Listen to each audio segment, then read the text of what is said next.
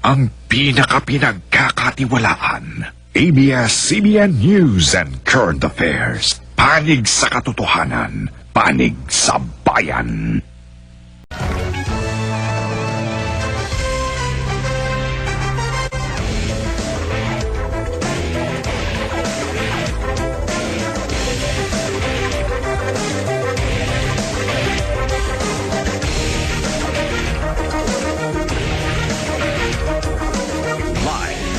Sa ABS-CBN News Center, Manila, ito ang TV Patrol World!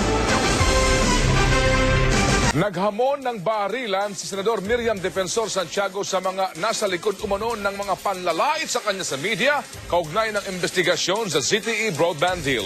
Nagpapatrol, Linda Humilia. Come on, you hypocrites! Stop being sneaky!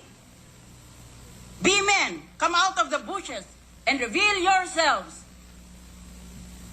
Since you have chosen to engage in character assassination, let us all have a showdown at the OK Corral in full view of the TV public. Sa lengguwahe ng mga lumang pelikulang western, naghamon ng barilan si Senador Miriam Santiago matapos makatikim ng umano'y panlalait sa media dahil sa kanyang inasal noong pagdinig ng Senado sa ZTE broadband deal. Ang inaangal ni Santiago, ang artikulong lumabas kahapon sa Philippine Daily Inquirer kung saan pinuna ng manunulat na si Edmund Sicam ang magaspang na boses, maasim na mukha at matapang na asta ni Santiago, lalo na nang akusahan niya ang mga Chino sa pag-imbento ng katiwalian. Pati ang biglaang pag-alis ni Santiago sa hearing na sa tingin ng ilan ay isang walkout, pinuna rin ng manunulat. Pakiramdam ng senadora, personal ang pag-atake sa kanya at suspetsya niya, bayad at pakana ng isang political group ang mga naglabasang panlalait sa kanya.